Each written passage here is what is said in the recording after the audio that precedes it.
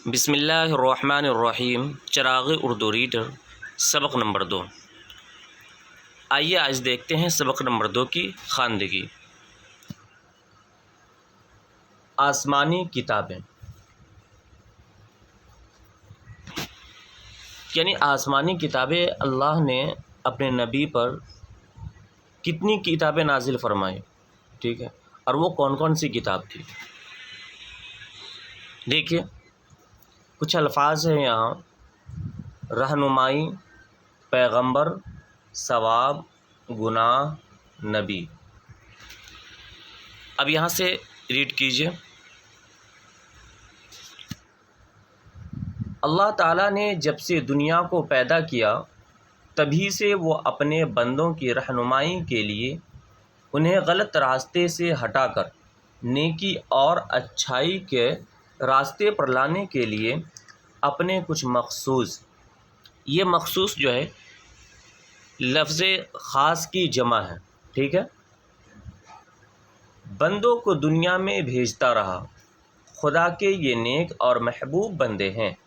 پیغمبر اور نبی خدا نے دنیا میں کم یا زائد 1,24,000 نبی اور پیغمبر دنیا میں بھیجے۔ کتنے بھیجے؟ 1,24,000۔ ہو سکتا ہے اس سے زائد بھی ہو سکتا ہے اس سے کم بھی ہو، کیونکہ اس سے پہلے ایک جملے کا استعمال ہے کم یا زائد، ٹھیک ہے، کہ ہو سکتا ہے کہ زائد بھی ہو یا ہو سکتا ہے 1,24,000 سے کم بھی ہو، ٹھیک ہے۔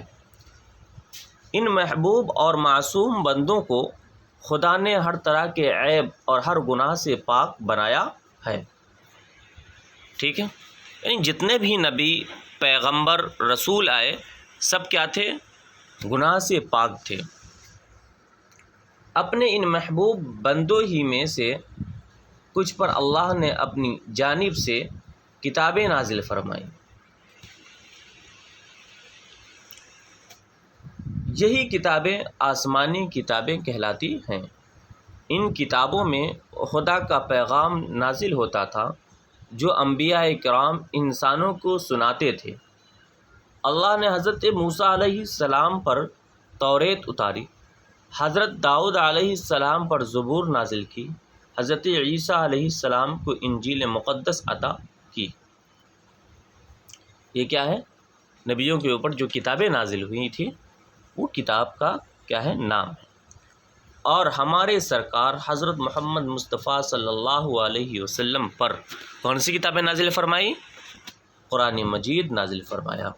قرآن مجید اللہ کی آخری کتاب ہے، اس کے بعد کوئی کتاب نہیں آئے گی۔ یعنی اس بات کو بالکل اچھی طریقے سے سمجھ لیجیے کہ محمد صلی اللہ علیہ وسلم اللہ کے آخری پیغمبر اور رسول ہے، اور ان کے اوپر جو کتابیں نازل ہوئیں وہ قرآن مجید ہے۔ اس کے بعد تو نہ تو کوئی نبی آئے گا اور نہ کوئی کتاب نازل ہوگی، ٹھیک ہے۔ اب یہاں دیکھیے اوپر جن کتابوں کا ذکر کیا گیا ان کے علاوہ اور بھی کتابیں دوسرے پیغمبر پر اتری ہیں، لیکن ہمیں ان کے نام معلوم نہیں، ٹھیک ہے۔ ان کے علاوہ بھی بہت ساری کتابیں بہت سارے پیغمبر پر، نبی پر نازل ہوئی، لیکن ان کتابوں کا کیا ہے؟ نام پتہ نہیں ہے، اس لیے رائٹر نے یہاں لکھنے کی زحمت نہیں فرمائی۔ آگے دیکھیے، اب دیکھیے یہاں ہم صرف 4 کتابوں قرآن، انجیل، توریت اور زبور ہی کے بارے میں جانتے ہیں۔ چونکہ یہ سب کتابیں آسمان سے یعنی خدا کی جانب سے نازل ہوئی، اس لیے ان کو آسمانی کتابیں کہا جاتا ہے۔ قرآن شریف کی تلاوت کرنا یعنی اس کو پڑھنا بڑے ثواب کا کام ہے، ٹھیک ہے، ٹھیک ہے۔ صرف ایک حرف پڑھنے پر 10 نیکیاں ملتی ہیں۔ اگر 10 حرف پڑھے جائیں تو 100 نیکیوں کا ثواب ملتا ہے۔ جب پڑھنے ہی پر اتنا ثواب ہے تو پھر اس کی تعلیمات پر عمل کرنے کا ٹھکانہ ہی نہیں، نیکیوں اور ثواب کی انتہا ہی نہیں، ٹھیک ہے۔ یعنی قرآن کو صرف پڑھنے کے اوپر اتنا ثواب ہے تو پھر اس کی تعلیمات کا کیا ٹھکانہ؟ اس کا کوئی ٹھکانہ ہی نہیں ہے، نیکیوں اور ثواب کی انتہا ہی نہیں، یعنی اتنا ثواب ملتا ہے کہ اس کا کوئی انتہا ہی نہیں ہے۔ قرآن کا پڑھنا، قرآن کا دیکھنا، قرآن کا سننا سب کیا ہے؟ ثواب کا کام ہے، نیکی ملتی ہے اس کے اوپر۔ آگے دیکھ پیارے بچوں، قرآن ضرور پڑھنا سیکھو، روزانہ قرآن کی تلاوت کرو۔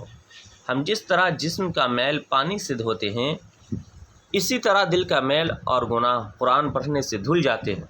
مگر ایک بات ہر وقت خیال رکھو، وہ ہے قرآن مجید کا ادب۔